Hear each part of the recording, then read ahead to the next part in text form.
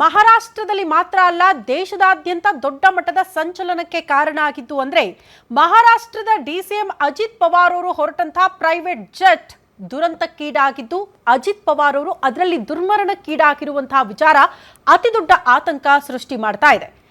Just ವಿವಿಐಪಿಗಳು ಪ್ರಯಾಣ ಮಾಡುವಂತಹ private ಜೆಟ್ಗಳು ಮೊದಲ ಈ ರೀತಿ ದುರಂತಕ್ಕೀಡಾಗಿದ್ದು ಅಂತ ಪ್ರಶ್ನೆ ಮಾಡಿದ್ರೆ, ಅನೇಕ ವಿಐಪಿಗಳು ಪ್ರಯಾಣ ಬೆಳೆಸಿರುವ ಪ್ರೈವೇಟ್ ಜೆಟ್ಗಳೇ ದುರಂತಕ್ಕೀಡಾಗಿರುವಂತಹ ಉದಾಹರಣೆಗಳು ನಮ್ಮ ಕಣ್ಮುಂದೆ ಬರುತ್ತೆ. ಪ್ರಮುಖವಾಗಿ ಇತ್ತೀಚೆಗೆ ವಿಜಯ್ ರೂಪಾನಿ ಅವರ ಪ್ರೈವೇಟ್ ಜೆಟ್ ಕೂಡ ಇದೇ ರೀತಿ ದುರಂತಕ್ಕೀಡಾಯಿತು. ಅವರು ಕೂಡ ಮೃತಪಟ್ಟಿದ್ದಾರೆ. ಬಿಪಿನ್ ರಾವತ್, ಆಂಧ್ರ ಸಿಎಂ ಇವರೆಲ್ಲರೂ ಕೂಡ ಇದೇ ರೀತಿ ಪ್ರೈವೇಟ್ ಜೆಟ್ ಅಲ್ಲಿ ಹೋಗೋ ಮೂಲಕನೇ ದುರಂತ ಅಂತ್ಯ ಕಂಡಿರೋದು. ಹಾಗಾದ್ರೆ ವಿಐಪಿಗಳು ಪ್ರಯಾಣ ಬೆಳೆಸಿರುವಂತಹ ಈ ಪ್ರೈವೇಟ್ ಜೆಟ್ಗಳು ಎಷ್ಟರ ಮಟ್ಟಿಗೆ ಸೇಫ್? ಜೊತೆಗೆ ನಿಮಗೆ ನೆನಪಿರ್ಲಿ, ವಿಐಪಿಗಳು ಪ್ರಯಾಣ ಬೆಳೆಸ್ತಾರೆ ಅಂದ್ರೆ 10 ಹಲವು ನಿಯಮಗಳಿದೆ. ಆ ಫ್ಲೈಟ್ಗೆ ಸಂಬಂಧಪಟ್ಟಂತೆ ಯಾವ ರೀತಿ ಚೆಕ್ಕಿಂಗ್ಗಳಾಗಬೇಕು, ಡಬಲ್ ಇಂಜಿನ್ ಇರಬೇಕು, ಪೈಲಟ್ ಎಕ್ಸ್ಪೀರಿಯನ್ಸ್ ಹೆಂಗಿರಬೇಕು, ಯಾವೆಲ್ಲ ಮುನ್ನೆಚ್ಚರಿಕಾ ಕ್ರಮಗಳನ್ನು ಕೈಗೊಳ್ಳಬೇಕು, ಹೀಗೆ 10 ಹಲವು ನಿಯಮಗಳಿದೆ.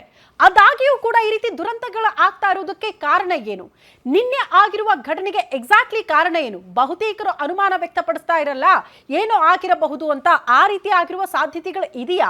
ಈ ಎಲ್ಲ ವಿಚಾರಕ್ಕೆ ಸಂಬಂಧಪಟ್ಟಂತೆ ಇವತ್ತು ಸುದೀರ್ಘವಾಗಿ ಚರ್ಚೆ ಮಾಡ್ತಾ ಹೋಗೋಣ. ಇದೆ ಈ ಹೊತ್ತಿನ ವಿಶೇಷ ಮರ್ಯಾದ ದಾದಾ ಜಸ್ಟ್ ಸೇಫಾ.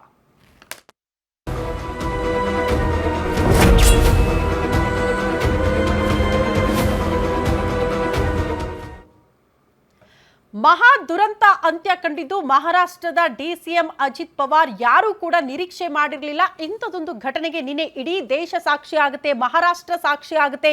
ಮಹಾರಾಷ್ಟ್ರದ ಉಪಮುಖ್ಯಮಂತ್ರಿಗಳು ಯಾವುದೋ ಕಾರ್ಯಕ್ರಮದ ನಿಮಿತ್ತ ಪ್ರೈವೇಟ್ ಜೆಟ್ ಹತ್ತಿದ ಮೇಲೆ ಸೇಫ್ ಆಗಿ ಲ್ಯಾಂಡ್ ಆಗಬೇಕಾಗಿರುವಂತಹ ಜೆಟ್ ಕಂಪ್ಲೀಟ್ ಆಗಿ ಬೆಂಕಿಗಾಹುತಿ ಆಗಿ ಹೋಗುತ್ತೆ. ಹಾಗಾದ್ರೆ ಟೆಕ್ನಿಕಲ್ ಇಶ್ಯೂ ಅಂತ ಹೇಳ್ತಿದ್ದಾರೆ. ಏನಾಗಿರಬಹುದು? ತಾಂತ್ರಿಕ ದೋಷ. ದಾದಾ ದುರಂತ ಅಂತ್ಯ ಮಹಾರಾಷ್ಟ್ರದಲ್ಲಿ ಈಗ ದೊಡ್ಡ ಮಟ್ಟದ ರಾಜಕೀಯ ಸಂಚಲನಕ್ಕೆ ಕಾರಣ ಆಗ್ತಾ ಇದೆಯಾ? ಮಹಾಪವರ್ ಇಲ್ಲದ ಪಕ್ಷ ಎನ್ಸಿಪಿಯಲ್ಲಿ ನಾಯಕತ್ವ ನಿರ್ವಾತ ಸೃಷ್ಟಿಯಾಗಬಹುದಾ ಅನ್ನುವಂಥ ಪ್ರಶ್ನೆ ಇದೆ. ಅಜಿತ್ ಬಳಿಕ ಪತ್ನಿಗೆ ಪಟ್ಟ ಕಡ್ತಾರ? ಚಿಕ್ಕಪ್ಪ ಶರದ್ ಪವಾರ್ ಗೇಮ್ ಪ್ಲಾನ್ ಏನು ಈ ವಿಚಾರದಲ್ಲಿ? ಇದರ ಚರ್ಚೆ ಮಧ್ಯದಲ್ಲೇ ಈ ಪ್ರೈವೇಟ್ ಜೆಟ್ ದುರಂತಕ್ಕೀಡಾಗಿದ್ದಕ್ಕೆ ಕಾರಣ ಏನು? ಆ ಚರ್ಚೆಗಳು ಕೂಡ ಆಗ್ತಾ ಇದೆ. ಶರದ್ ಪವಾರ್ ಅಜಿತ್ ನೇತೃತ್ವದ ಎನ್ಸಿಪಿ ಮತ್ತೆ ಬಂದಾಗ್ಬಿಡುತ್ತಾ? ಇದು ಕೂಡ ಕುತೂಹಲಕ್ಕೆ ಕಾರಣ ಆಗ್ತಾ ಇದೆ. ಅಜಿತ್ ಪವಾರ್ ಬಣದ ಶಾಸಕರತ್ತ ಕಣ್ಣಿಡ್ತಿದ್ದಾರ ಫಡ್ನವೀಸ್? ಮಹಾರಾಷ್ಟ್ರ ಡಿಸಿಎಂ ಸಾವಿನ ಸುತ್ತ ಹಲವು ಅನುಮಾನಗಳು ಕಾಡ್ತಾ ಇದೆ. ಬಿಜೆಪಿ ತೊರೆಯೋದಕ್ಕೆ ನಿರ್ಧಾರ ಮಾಡಿದ್ರ ಅಜಿತ್ ಪವಾರ್? ಈ ಪ್ರಶ್ನೆ ಕೂಡ ಇದೆ. ಇದರಿಂದಲೇ ನಡೀತಾ ಷಡ್ಯಂತ್ರ? ಇದು ರಾಜಕೀಯ ದ್ವೇಷದ ತಂತ್ರಗಾರಿಕೆನಾ ಅನ್ನುವಂಥ ಚರ್ಚೆಗಳಾಗ್ತಾ ಇದೆ. ಪ್ರೈವೇಟ್ ಜೆಟ್ಗಳಲ್ಲಿ ರಾಜಕಾರಣಿಗಳ ಪ್ರಯಾಣ ಎಷ್ಟರ ಮಟ್ಟಿಗೆ ಸೇಫ್ ಅನ್ನೋದು ಕೂಡ ಪ್ರಶ್ನೆಯನ್ನ ಹುಟ್ಟು ಹಾಕ್ತಾ ಇದೆ. ಲ್ಯಾಂಡಿಂಗ್ ಪರ್ಮಿಷನ್ ಕೇಳಿದ್ರು ಕೂಡ ಎಟಿಸಿ ಸಿಗ್ನಲ್ ಕೊಡ್ಲಿಲ್ಲ ಯಾಕೆ? ಅಪಾಯದ ವೇಳೆ ಪೈಲಟ್ ಮೇ ಡೇ ಕಾಲ್ ಮಾಡಲಿಲ್ಲ ಯಾಕೆ? ಎಟಿಸಿ ಅನುಮತಿ ಇಲ್ಲದೆ ನೆಲಮಟ್ಟ ತಲುಪಿದ್ಯಾಕೆ ವಿಮಾನ ಅನ್ನೋದು ಪ್ರಶ್ನೆ ಆಗ್ತಾ ಇದೆ. ಇಬ್ಬರು ಪೈಲಟ್ಗಳಿದ್ರೂ ಕೂಡ ಯಾಕೆ ಮುನ್ನೆಚ್ಚರಿಕಾ ಕ್ರಮಗಳನ್ನ ತೆಗೆದುಕೊಳ್ಳಿಲ್ಲ? ಪೈಲಟ್ ಏರ್ಪೋರ್ಟ್ನ ರನ್ವೇ ಮತ್ತು ಲ್ಯಾಂಡಿಂಗ್ ವಿಚಾರಕ್ಕೆ ಸಂಬಂಧಪಟ್ಟಂತೆ ತೆಗೆದುಕೊಂಡಂತಹ ಕ್ರಮಗಳು ಏನು? ಪ್ರಮುಖವಾಗಿ ಯಾವುದೇ ರೀತಿಯ ಪರ್ಮಿಷನ್ ಇಲ್ಲ ಇದ್ದರೂ ಕೂಡ ಪೈಲಟ್ ಲ್ಯಾಂಡ್ ಮಾಡೋದಕ್ಕೆ ಮುಂದಾಗಿರೋದಕ್ಕೆ ಕಾರಣನಾದ್ರೂ ಏನು? ಇಂತಹ ವಿಚಾರಗಳು ಸಹಜವಾಗಿ ಚರ್ಚೆ ಆಗ್ತಾ ಇದೆ.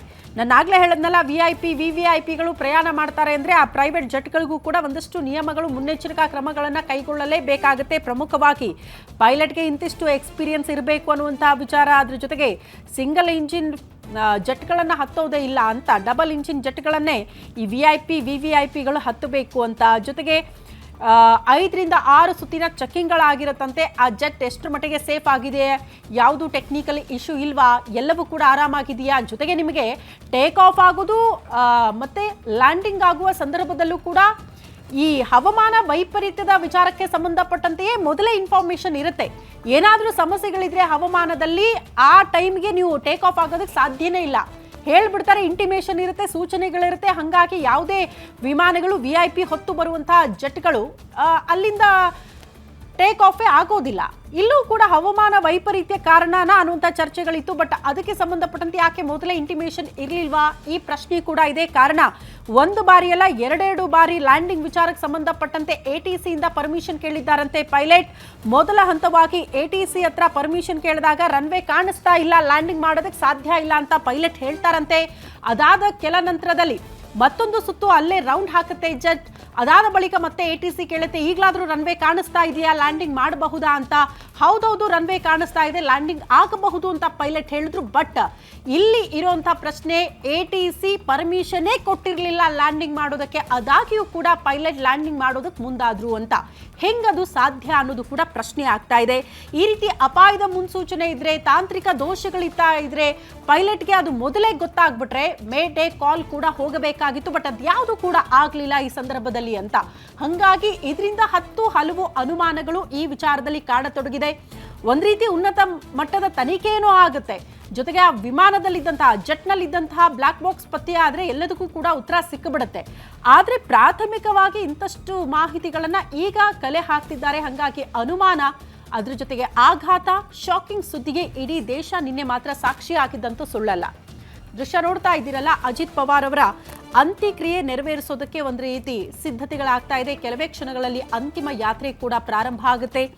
ಇವತ್ತು ಗಣ್ಯಾತಿ ಗಣ್ಯರು ಅಂತ್ಯಕ್ರಿಯೆಯಲ್ಲಿ ಭಾಗಿಯಾಗುವ ಸಾಧ್ಯತೆ ಇದೆ. ಒಂದ್ ಕಡೆ ಅವರ ಸಾವಿನ ವಿಚಾರಕ್ಕೆ ಸಂಬಂಧಪಟ್ಟಂತೆ ಅನುಮಾನಗಳು, ಈ ತಾಂತ್ರಿಕ ದೋಷಕ್ಕೆ ಸಂಬಂಧಪಟ್ಟಂತೆ ಒಂದಷ್ಟು ಅನುಮಾನಗಳು, ಜೊತೆಗೆ ಈ ಪ್ರೈವೇಟ್ ಜೆಟ್ ಹತ್ತೋಕ್ಕೂ ಮುನ್ನ ಎಷ್ಟು ಬಾರಿ ಅದನ್ನ ತಪಾಸಣೆ ಮಾಡಲಾಗಿತ್ತು, ಯಾವುದೇ ತಾಂತ್ರಿಕ ದೋಷ ಇಲ್ಲದೆ ಅಜಿತ್ ಪವಾರ್ ಅವರು ಪ್ರಯಾಣ ಬೆಳೆಸಿದ ಜಸ್ಟ್ 30 ರಿಂದ 35 ನಿಮಿಷದಲ್ಲಿ ಆ ಪ್ರೈವೇಟ್ ಜೆಟ್ ಅಲ್ಲಿ ತಾಂತ್ರಿಕ ದೋಷ ಉಂಟಾಗಿದ್ದ ಕಾರಣ ಏನು? ಈ ಎಲ್ಲ ಪ್ರಶ್ನೆಗಳು ಕೂಡ ಇದೆ ಈ ವಿಚಾರದಲ್ಲಿ.